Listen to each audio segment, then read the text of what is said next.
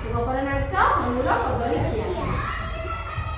ହାତୀ ଆଉ ହନୁ କିସ ଦୁଇ ଜଣ ଭଲ ସାଙ୍ଗ ଥିଲେ। ଦିନେ କିସ ହେଇଥିଲା ସେ ଦୁଇ ଜଣ ମିଶି ନଦୀ କୂଳରେ ଯାଉଥିଲେ। ହଠାତ୍ କିନା କିସ ହେଲା ଗୋଟେ ବେଙ୍ଗ ଡେଇଁ ପଡ଼ିଲା। ବେଙ୍ଗର ଶବ୍ଦ ଶୁଣି ହାତୀ କଣ କହିଲା? ଶବ୍ଦ ଶୁଣି ହାତୀ ଚମକି ଦେଖିଲା। ଦେଖି ଶୋଇଛି ନା ବେଙ୍ଗ କଦଳୀ ବଗିଚାକୁ ଜଗିଛି। ବୁଝିଲ? ଶୁଙ୍ଗି ଶୁଙ୍ଗି ହାତୀ କହିଲା ହଳଦିଆ କଦଳୀଟି କେଡ଼େ ସୁନ୍ଦର ବାସୁଛି। ହାତୀ ଶୁଙ୍ଗି ଶୁଙ୍ଗି କହୁଛି ଏବେ ଶୁଙ୍ଘିଛି। ଶୁଙ୍ଘିଲା ପରେ କିସ ହେଇଛି ହଳଦିଆ କଦଳୀ ପାଚିଛି ନା ବାସ କରୁଥିବ। ସେଇଟା ଦେଖିକି କିସ କରୁଛି ନା ହଳଦୀ କଦଳୀଟା କେତେ ସୁନ୍ଦର ବାସୁଛି। ତାପରେ କିସ ହନୁ ତା ଜଙ୍ଘିଆ ସଜାଡ଼ି ସାଙ୍ଗକୁ କହିଲା କଦଳୀ ଦୁଇଟା ଖାଇବା। ହନୁ କିସ ତା ଜଙ୍ଘକୁ ସଜାଡ଼ି କିସ କହି ଯେ ଆଜି କଦଳୀ ଦୁଇଟା ଦେବନ ଆମେ ଖାଇବା। ବୁଝିଲ?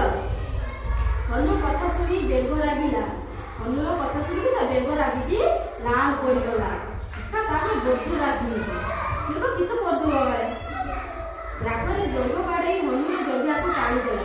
ରାଗରେ କିସ ଜଙ୍ଘ ବାଡ଼େଇ ହନୁର ତା ଜଙ୍ଘିଆକୁ ଏକା ଟାଣିଦେଲା।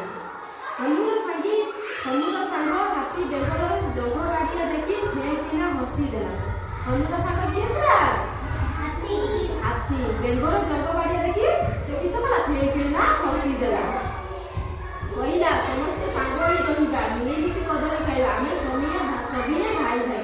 ସେ କିସ କହୁଛି ଯେ ଆମେ ସମସ୍ତେ ସାଙ୍ଗ ହୋଇ ରହିବା ସମସ୍ତେ ମିଳିମିଶି ରହିବା ସମସ୍ତେ ହେଉଛନ୍ତି ଆମେ ସଭିଏ ଭାଇ ଭାଇ। ବୁଝିଲ? ସମସ୍ତେ ମିଳିମିଶି କରିଲେ କଣ ହବ ସବୁ କାମ ସୁବିଧା ହୋଇଯିବ। ବୁଝିଲ? ଏଥର ମୁଁ ପଚାରୁଛି ତୁମେ ସବୁ ମତେ କହିବ। ବୁଝିଲ? କେଉଁ ଦୁଇ ଜଣ ସାଙ୍ଗ ଥିଲେ? ହନୁ ଓ ହାତୀ କେଉଁ ବାଟ ଦେଇ ଯାଉଥିଲେ? ନଈ କୂଳ ବାଟ ଦେଇ ଯାଉଥିଲେ। ବୁଝିଲ? କିଏ ଡେଇଁ ପଡ଼ିଲା?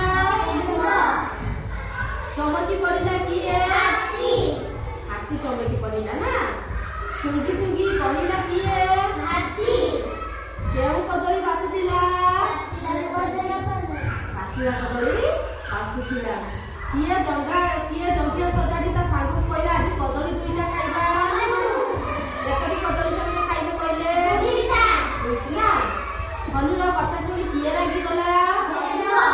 ବେଙ୍ଗ ରାଗିଗଲା ନା।